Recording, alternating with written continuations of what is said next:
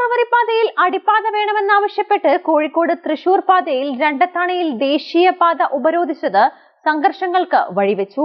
Action കൗൺസിലിന്റെ നേതൃത്വത്തിൽ പാത ഉപരോധിച്ച സ്ത്രീകളടക്കമുള്ളവരെ പോലീസ് വാഹനത്തിലേക്ക് മാറ്റിയത് വലിയ പ്രതിഷേധങ്ങൾക്കാണ് സാക്ഷ്യം വഹിച്ചത്. Peace public school Kottakkal, nurturing world class leaders.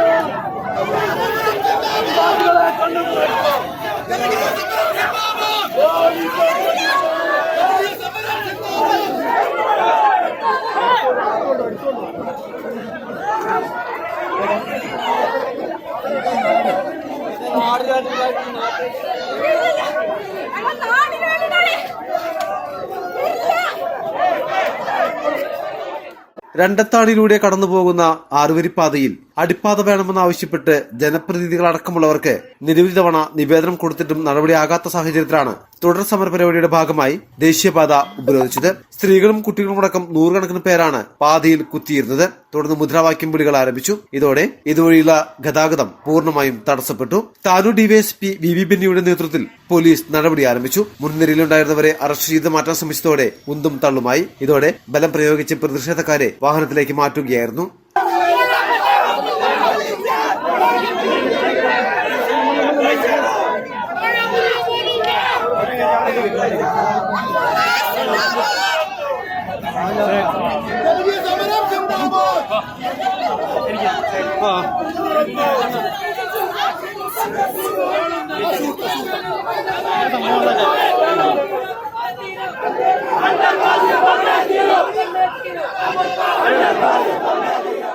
പിന്നാലെ മുഴുവൻ സമരക്കാരെയും റോഡിൽ നിന്നും മാറ്റി ഗതാഗതം പോലീസ് പുനഃസ്ഥാപിച്ചു. എന്നാൽ കസ്റ്റഡിയിലെടുത്തവരെ വിട്ടയക്കണമെന്ന ആവശ്യവുമായി പ്രതിഷേധക്കാർ പോലീസ് വാഹനത്തിനു മുന്നിൽ നിലയുറപ്പിച്ചു. ശേഷം ഇവരെ വിട്ടയക്കാൻ പോലീസ് തീരുമാനിക്കുകയായിരുന്നു. നിർമ്മാണ കമ്പനിയായ KNRC പ്രവർത്തികളുമായി മുന്നോട്ട് പോയതോടെയാണ് ഉപരോധ സമരം സംഘടിപ്പിച്ചതെന്ന് ആക്ഷൻ കൗൺസിൽ ഭാരവാഹിയായ ഫാസിൽ രണ്ടത്താണി പറഞ്ഞു.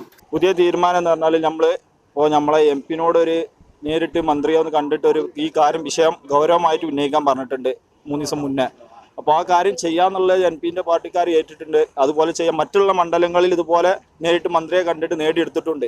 ഇവിടെ എന്തുകൊണ്ടാണ് ഈ ഒരു വിഷയത്തിൽ ഇടപെടാത്തത് എന്ന് ആർക്കും മനസ്സിലാവണം. പക്ഷേ ജനങ്ങൾക്ക് എല്ലാവർക്കും മനസ്സിലായിട്ടുണ്ട് എന്തുകൊണ്ടാണ് ഇതിങ്ങനെ അനാസ്ഥയായി പോകുന്നത്. അപ്പോൾ ഇനിയും ഇതുപോലെ ഞങ്ങളെ കണ്ണ് തിരിഞ്ഞു നിൽക്കണമെന്നുണ്ടെങ്കിൽ ഇങ്ങോട്ട് നോക്കി ജനങ്ങളെല്ലാവരും ഇത് എങ്ങോട്ടൊക്കെ പോവേണ്ടി ഏത് രീതിയിൽ പോകണമെന്ന് എല്ലാവർക്കും അറിയാം. ആരടുത്താണ് ഇതിൻ്റെ അനാസ്ഥ എന്നുള്ളത് ജനങ്ങൾക്ക് ഇപ്പോൾ എല്ലാം മനസ്സിലായിട്ടുണ്ട്. അപ്പോൾ ആ രീതിക്ക് പോവാതെ ഞങ്ങളുടെ നാട്ടിൽ ഈ കുട്ടികൾക്ക് കടക്കാനുള്ള ഒരു വഴി നേടി തരാൻ അവരെ ഉത്തരവാദിത്തപ്പെട്ട ജനപ്രതിനിധികളായി മുന്നോട്ട് ഇറങ്ങി വരന്നെ വേണം. അല്ലാതെ ഇത് ചെയ്യുന്നുണ്ടെന്ന് പറഞ്ഞിട്ട് നിന്നിട്ട് കാര്യമില്ല. ഞങ്ങൾക്ക് അതിൻ്റെ പോസിറ്റീവായിട്ട് ഇവിടെ കിട്ടുന്നെ വേണം. അത് എല്ലാ ഏരിയയിലും കിട്ടുന്നുണ്ട്. ഇവിടെ മാത്രം രണ്ടത്താണിക്ക് മാത്രം എന്തുകൊണ്ടാണ് ഇങ്ങനെ ഒരു വഴി കിട്ടാത്തത് എന്നുള്ളത് ഈ ജനപ്രതിനിധികളായി ഇവിടുന്ന് ജയിച്ചു പോയിട്ടുള്ള എല്ലാവരും അതിന് ഉത്തരവാദിത്തപ്പെട്ടവരാണ്. സംഘർഷ സാധ്യത കണക്കിലെടുത്ത് വൻ പോലീസ് സന്നാഹമാണ് രണ്ടത്താണിയിൽ എത്തിയിരുന്നത്. പാത ഉപരോധിച്ച 250ഓളം പേർക്കെതിരെ കാടാമ്പുഴ പോലീസ് കേസെടുത്തു. വരും ദിവസങ്ങളിലും സമരപരിപാടികളുമായി മുന്നോട്ട് പോകാനാണ് ആക്ഷൻ കൗൺസിലിന്റെ തീരുമാനം. മലബാർ ടൈംസ്, കാടാമ്പുഴ.